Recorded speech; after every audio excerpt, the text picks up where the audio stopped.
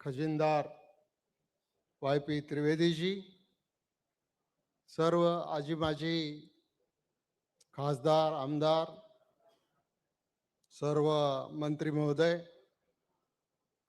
देशभरातून आलेले सर्व प्रतिनिधी, पक्षाचे राष्ट्रीय आणि राज्य स्तरावरचे सर्व सन्माननीय पदाधिकारी, विधानसभेचे उपाध्यक्ष श्रीयुत अण्णा बनसोडे, जय पवार आणि सर्व उपस्थित सहकारी बंधू भगिनी आणि मित्रांनो, आज अतिशय एका आगळ्या वेगळ्या परिस्थितीमध्ये आपण या राष्ट्रीय अधिवेशनाचं या ठिकाणी आयोजन केलं आणि राष्ट्रीय अध्यक्षपदी आपण सर्वांनी एकमताने आदरणीय सुनेत्राताईंची निवड या ठिकाणी केली. त्याच्याबद्दल प्रथमतः मी आपले आभार मानतो आणि सुनेत्रा वहिनींना अध्यक्ष म्हणून, राष्ट्रीय अध्यक्ष म्हणून, राज्याच्या उपमुख्यमंत्री म्हणून, पक्षाच्या प्रमुख म्हणून काम करण्याच्यासाठी, पक्षाला पुढे घेऊन जाण्यासाठी आणि अजितदादांचं राहिलेलं स्वप्न पूर्ण करण्यासाठी आपण सर्वजण त्यांना मनापासून शुभेच्छा देऊया आणि पक्षाला पुढे नेण्याचं काम करूया. आज ही परिस्थिती निर्माण होत असताना मनामध्ये एक प्रकारची चलबल आहे की आज अजितदादा आपल्यामध्ये नाहीत. अजितदादांच्या बद्दल, त्यांच्या कार्याबद्दल प्रफुल्ल वहिनी, सुनीलजींनी, भुजबळ साहेबांनी अतिशय सविस्तर अशी मांडणी केलेली. एक नेता शून्यामधून एवढं कार्य करतो, तो आपल्या स्वतःच्या कष्टामधून, कर्तृत्वामधून त्या ठिकाणी पोचला, याचा अभिमान आपल्या सर्व राष्ट्रवादी परिवाराला राज्य स्तरावर आणि देश स्तरावर होताच. पण जे नीतीच्या मनात काय होतं माहिती नाही. अचानक काळानं घाला घातला, दादांचं दुर्दैवी निधन झालं आणि सर्व राष्ट्रवादी परिवार हा एकत्र ठेवण्याच्या दृष्टिकोनामधून जी आपली सगळ्यांची जबाबदारी होती, त्या जबाबदारीमध्ये पक्षाचं नेतृत्व करण्यासाठी आणि आज अध्यक्षपदावर विराजमान होण्यासाठी त्यांनी जी अनुमती दिली, ती अनुमती आहे अतिशय महत्त्वाची. अजितदादा आणि मी, आम्ही दोघेही समकालीन. तसं पाहिलं तर ज्याचा उल्लेख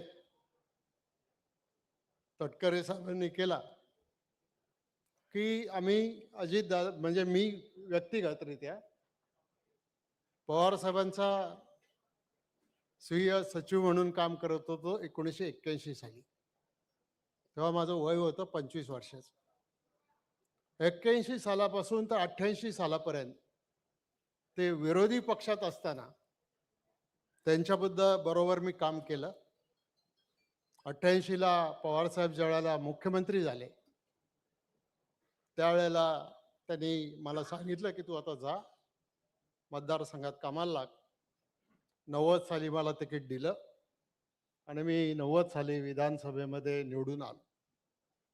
आता सलग 8 वेळाला मी निवडून आलो. त्याच्यानंतर पुणे जिल्हा बँकेची निवडणूक झाली आणि त्या पुणे जिल्हा बँकेच्या निवडणुकीमध्ये अजितदादांना आम्ही दोघंही एकत्रितपणानं पुणे जिल्हा बँकेमध्ये निवडून आलो.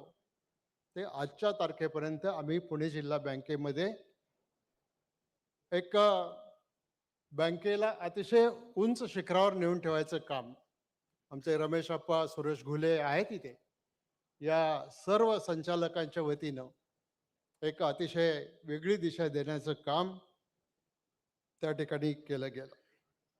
मग PDC बँकेमध्ये ज्या वेळेला मी काम करत होतो त्यावेळेला आदरणीय साहेबांना दिल्लीला जावं लागलं नरसिंहरावजींच्या मंत्रिमंडळामध्ये संरक्षण मंत्री म्हणून. त्यावेळेला अजितदादा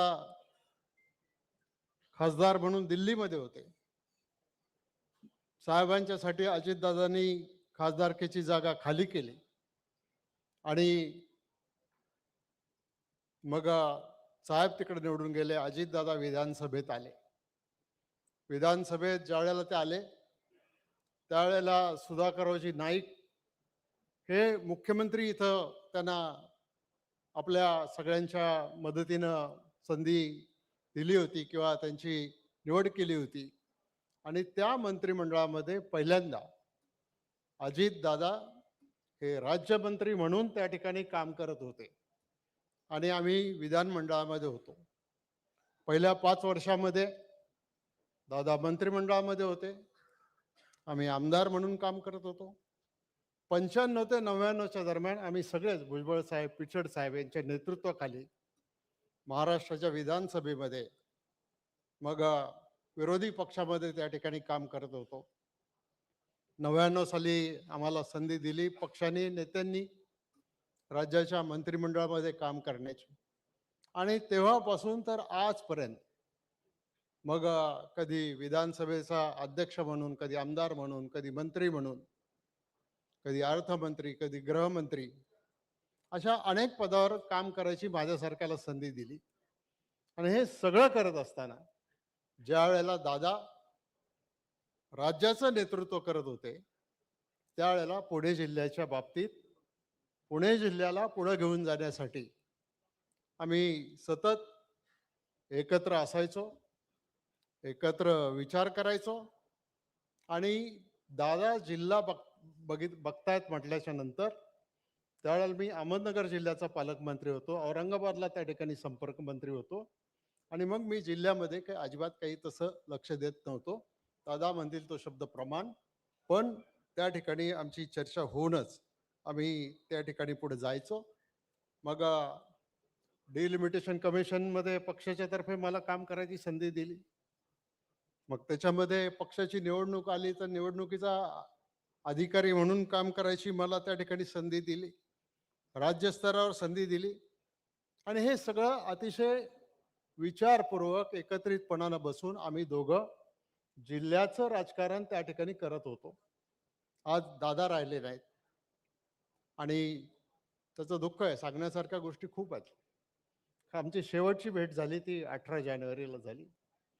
पुणे जिल्हा परिषदेच्या सदस्यांच्या निवडीच्या संदर्भामध्ये आम्ही काही सहकारी बसलो आणि त्याच्यामधून मग जिल्ह्यामध्ये कोणाला कसं कसं वाटप करायचं तिकिटांचं हे त्या ठिकाणी ठरवलं. त्याच्यानंतर माझी थोडीशी तब्येत बरी नव्हती आणि मग अचानक मी 27 तारखेला हॉस्पिटलमध्ये गेलो होतो आणि 28 तारखेला अचानक ही बातमी सकाळी पाहायला मिळाली. माझी परिस्थिती अशी होती, बाहेर पडणं शक्यच नव्हतं. पण त्याही परिस्थितीमध्ये एक मन खात होतं की आपण जर दादांच्या अंत्यविधीला नाही गेलो तर आयुष्यभर ते आपलं काही मनातून जाणार नाही. गेलो, पण काटेवाडीला गेलो, दादांचं दर्शन घेतलं, वहिनींना नमस्कार केला, कुटुंबातल्या सगळ्या लोकांना भेटलो आणि तसंच पुण्याला आलो. कारण मला इतक्या वेळात त्या परिस्थितीमध्ये थांबणं शक्य नव्हतं. आणि म्हणून आज दादांच्या जाण्यानं सुद्धा एक वेगळी पोकळी निर्माण झालेली आहे आणि ती पोकळी भरून काढण्याचं काम आपल्या सगळ्यांना त्या ठिकाणी करायचं. आता दादांच्या विमानाला अपघात झाला का आणखीन काय झालं याच्या संदर्भामध्ये चौकशीसाठी आपण मुख्यमंत्र्यांच्याकडे सुनेत्राताईंनी आणि सगळ्या पक्षातल्या वरिष्ठ नेत्यांनी निवेदन दिलेलं आहे आणि त्या संदर्भामध्ये CBIच्या मार्फत चौकशीची मागणी आपण त्या ठिकाणी केलेली आहे.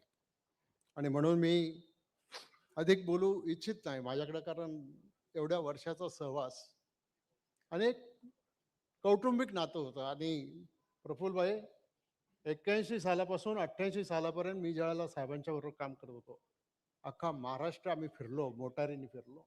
त्यावेळेला विमानं, हेलिकॉप्टर काय नव्हतं, अँबॅसेडर गाड्या असायच्या. आणि त्या गाड्यांमध्ये इतकं त्यांच्याबरोबर मला फिरायला मिळालं, काम करायला मिळालं, शिकायला मिळालं. त्यांना माहीत होतं मी काही नोकरी करत नाही, मी काही अप्रेंटिसशिप म्हणून त्यांच्याकडे काम करतोय.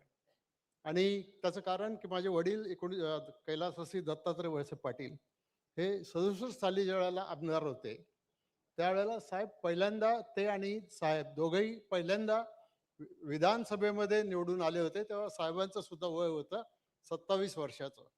आणि तेव्हापासूनचा हा जो राजकीय प्रवास, एक सामाजिक क्षेत्रामध्ये काम करणं, विकासाच्या क्षेत्रामध्ये काम करणं, मग उद्या वसंतदादा शुगर इन्स्टिट्यूट असेल, राष्ट्रीय साखर कारखाना संघ असेल, रयत शिक्षण संस्था असेल, अशा अनेक संस्थांच्या मध्ये अजितदादांना आम्ही लक्ष घालून त्याच्यामध्ये या समाजाच्या संस्थांना सुद्धा मोठं करायचं काम आम्ही त्या ठिकाणी एक जी काही आमची थोडीफार वाटा उचलता येईल तो वाटा उचलायचं आम्ही त्या ठिकाणी काम केलेलं आहे.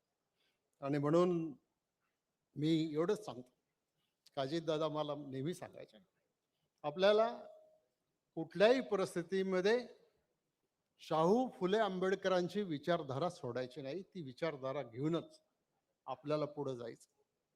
यशवंतरावजी चव्हाण असतील, त्यांचा विचार घेऊन पुढे जायचं. आणि पवार साहेबांच्या बाबतीत सुद्धा त्यांनी कधी अनादर केला नाही. मी एवढंच सांगू इच्छितो की जी विचारधारा घेऊन आज सुनेत्राताईंच्या नेतृत्वाखाली आपण पुढे जातोय, ती विचारधारा शेवटपर्यंत घेऊन जाण्याचं काम आपल्याला सगळ्यांना करायचं आहे. माननीय प्रफुल्लभाई यांना भुजबळ साहेबांनी विनंती केली आणि मुश्रीफ साहेबांनी अनुमोदन दिलं. त्यांनी राष्ट्रीय कार्याध्यक्ष म्हणून त्या ठिकाणी काम कंटिन्यू करून सुनेत्राताईंना त्या ठिकाणी दिल्लीचं सगळं राजकारण सांभाळण्याच्या दृष्टिकोनातून, राज्याचं सांभाळण्याच्या दृष्टिकोनातून आपण ते स्वीकारलं. त्याच्याबद्दल आपलं मी मनापासून अभिनंदन करतो. आणि आज राज्यामध्ये सुद्धा तीच परिस्थिती आहे. आणि म्हणून आज या राष्ट्रीय अधिवेशनामध्ये या राज्याच्या राष्ट्रवादी काँग्रेस पक्षाच्या राज्याच्या अध्यक्षपदी श्री सुनीलजी तटकरे यांची निवड करावी असा प्रस्ताव मी सगळ्यांच्या अनुमतीने या ठिकाणी मांडतो आणि या ठिकाणी थांबतो. धन्यवाद.